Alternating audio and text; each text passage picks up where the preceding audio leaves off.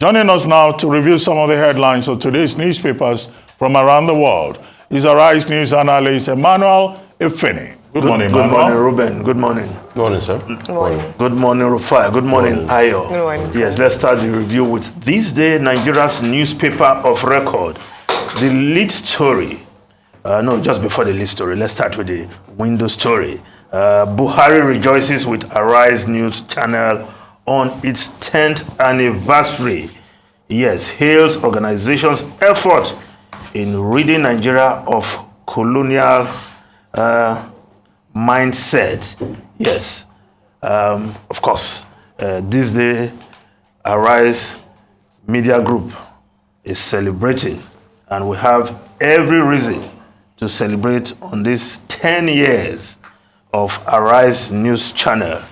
And Buhari, President Muhammadu Buhari, the president, of course, should be proud of what Arise News channel has done in the global media space. And his commendation, his felicitation is what we are also basking.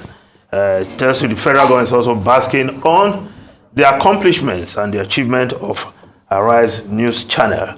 And of course, we're marking it with the Arise 20th edition of Arise Fashion Week, and of course the 28th year anniversary of this day Nigeria's newspaper of record. Now, the lead story: CBN authorizes over-the-counter payment of new Naira note, vows to prosecute sellers, abusers of local currency, says queues at ATMs to disappear soon, trains 30,000 super agents in Kwara. Ahmed, pains associated with currency swap, temporary sacrifice for Sena economy. That's the Minister of Finance saying that. Says Buhari unhappy seeing Nigerians suffer. Traditional rulers drum support for cashless policy as Apex Banks continues sensitization. Yes, the cashless policy and the pains of distributing the new Naira notes is still very much apparent as you walk along the streets, greeted with long queues on various ATMs of different banks. And these measures put in place by the central bank pay the new currency over the counter, but I hope that will change something. Do the banks have enough in their votes? Because we still hear of people being turned back after waiting for a long while, and you are told no more currency to distribute.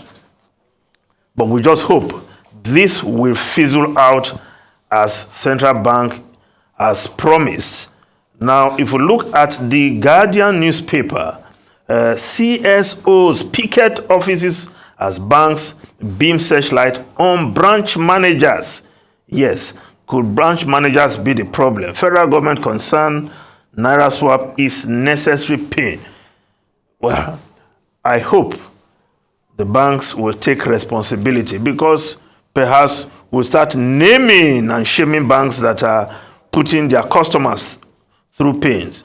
But we hope we won't get to that point, because if the banks get the currency sent to their branches and some crooked fellows at the branch level hoard, sell, and make customers to suffer, then there is a problem in our hands, really. So all hands should be on deck to ensure that unscrupulous persons within the banking system don't put Nigeria through these pains. That is, if indeed they have enough new notes within the bank vaults. Now, the Daily Trust newspaper, Naira crisis, APC governors reject February 10 deadline. Tell Emefiele people are paying to get their money. Demand 1 year extension to meet Buhari today. Protests in Lagos, military operations suffer as troops in bushes cash strapped. Only masses are suffering. Politicians having their way. Kwankwanso, Rabi Kwankwanso, the presidential candidate of the New Nigerian People's Party, the one making that statement. Well, should the deadline be extended? Well, the APC governors have come up with another point they are going to push to the president. Will the president listen to them? I believe if they can get through these hiccups, these bottlenecks that is making Nigerians queue for us to get 20,000 naira or less, as the case may be in some banks, then there will be no need for this long extension the APC governors are canvassing till the end of the year. But these are issues that we have to deal with as February 10 deadline approaches.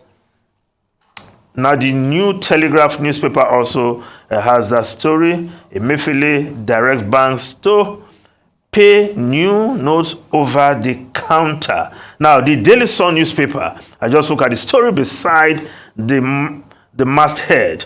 No seat at home order in Southeast on election day. IPOB. Yes, good to hear this, that IPOB also want election, because you know when IPOB gives instruction in the east, in the southeast, well, people comply because they don't want to get hurt. All manner of people, whether Eastern Security Network and other elements, take advantage of this shutdown, especially on Mondays, to unleash mayhem when people try to defy that. So it's good to hear that IPOB also is very much interested in having this election, the general election, February 25 and March 11, take place in the southeast without hiccup. Yeah. Now, the Nigerian Tribune newspaper, yes, I just leave the lead story, which has to do with the Naira exchange. Now, the story just beside the photograph there, PDP accuses Wike of anti-party activities, denies working with APC. Yes, because, recall that the reason Governor Wike gave for cancelling the permit given to the PDP for the use of the Adokia Mesemaka Stadium was that some groups within the APC were also coming to join the PDP rally. And of course, Tonye Cole, the governorship candidate of APC, was mentioned, which he has since denied that there's no such arrangement. And of course, the PDP saying that Wike is just playing politics with the stadium. Of course, we expect every governor in every state to give all political parties access to public facilities to use for their campaigns, irrespective of how they feel about that party. It doesn't matter if the party is your own party and you remain aggrieved over time. Now, the Business Day newspaper, Nigerians seek foreign degrees as local faculty quality flounders. Yes. Unfortunately, that's all we have. The producers are saying your segment has timed out. Thank you very much. Thank you very much for joining.